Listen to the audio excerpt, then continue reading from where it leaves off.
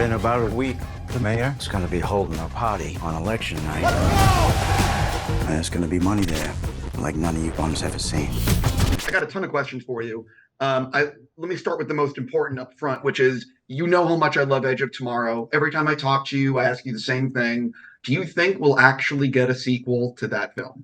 Emily Blunt and Tom Cruise have never been more on top of their game than they are right now. So, like, it is... I'd be crazy not to be trying to, figure out how to make a sequel. So I am spending time trying to crack it. On the flip side, time travel's really tough. Like really, really tough. All you have to do is develop a movie with time travel to come to the conclusion that humans will never travel through time. Because it's hard to figure out a third act in a movie with time travel. So I know for a fact humans are never going to travel through time, but I am trying to crack it. So you're developing, like, you're basically trying to come up with the idea or the actual script? Both. Listen, I really hope you figure it out. But at the same time, I really only want you to make it if you have the idea, because the first one is so awesome. No, exactly. Like, obviously the system would be like, just go make it. It doesn't even matter because it's a sequel and it'll do $1 billion. But like, because the movie's so popular, and like, I would never do that, and Tom would never do that, and Emily would never do that. We have too much pride in our work to ever take the easy bait. Totally. And I'm saying to you as a fan, I only want it if you came up with a really good story. Yeah. So one of the things, you've done a lot of cool shit in your career.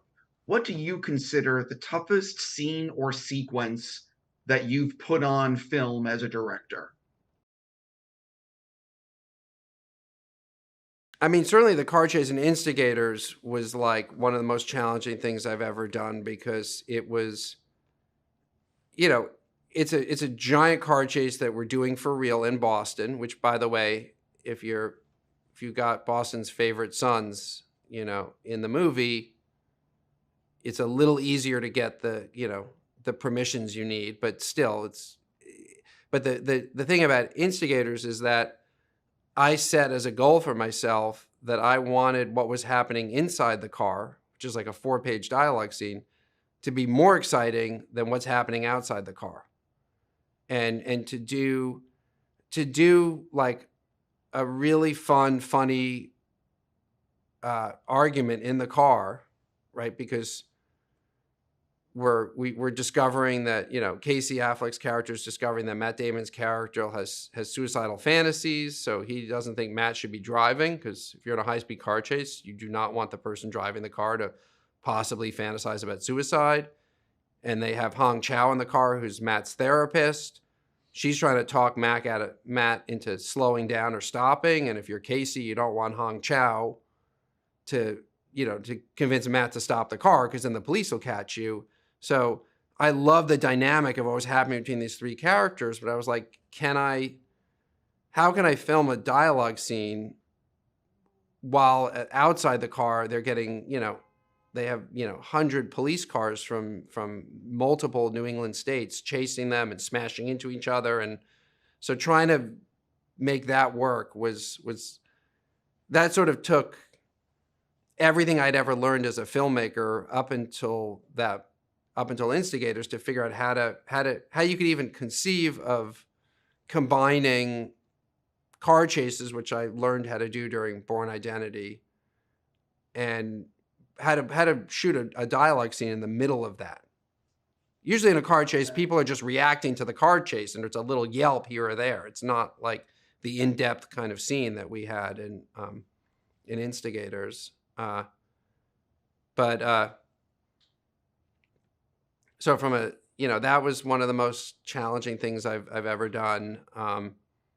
But pretty much every film I do, I try to come up with something that I don't know how to do on day one, so that I'm kind of properly terrified and of the film.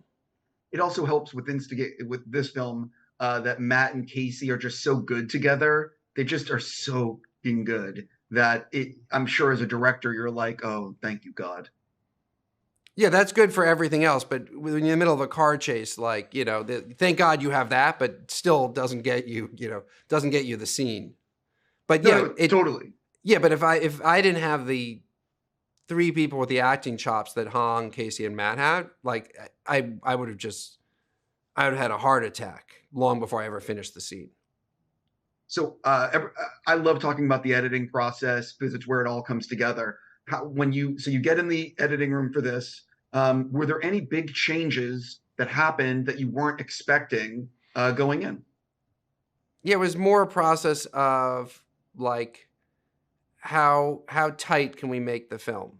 Like, in general, I have a short attention span, and I like my films to clip along. And I don't think I've ever made a film that's more than 2 hours. And like, and I think audiences are getting smarter, and so you can sort of shortcut some things. The way your computer keyboard, you have shortcuts to do things. Like I feel like audiences are getting smarter, and so they can catch up to certain things that maybe an audience 40 years ago could not have. So I like taking advantage of that and telling the film, in as tight a way as possible. And maybe it's because I used to make commercials. I mean, I still do occasionally, but like you got to figure out how to pack all that story into like 22 seconds.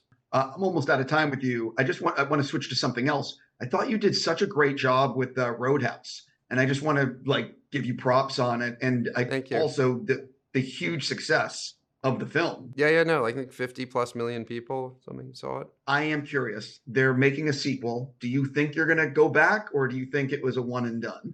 I don't know. I mean, Jake's a good friend. I love him dearly. It was a really special collaboration to pull off that character.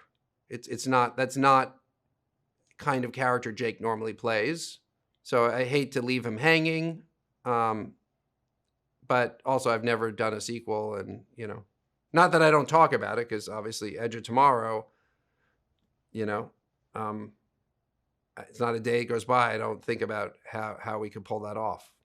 Yeah, I just think you and Jake together were just really good. And assuming the sequel happens. But one last thing, I read that you're filming Everest, or I could be wrong about this. So what's the status of that project?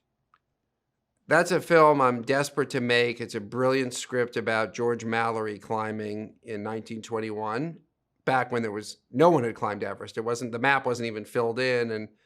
And it's just a moment in time where the business, there's no business model for that film to make money. So I have to sort of bide my time. I know that the business is cyclical, and, it's a great script. It'll be a great, and I feel like movies happen when they happen, but it's unfortunately on the back burner. But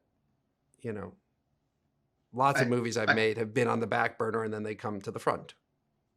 Yeah, I'm out of time with you, so I can't ask you about going to space with Tom Cruise unless you want to answer it real quick. It's still a dream and a plan. I am so curious. But listen, man, I'm a huge fan of your work. Thank you for giving me your time. And I hope this is as successful as Roadhouse. Thank you. Thanks so much. Yeah. Cool. Have a great day. Thank you. You too. Bye-bye.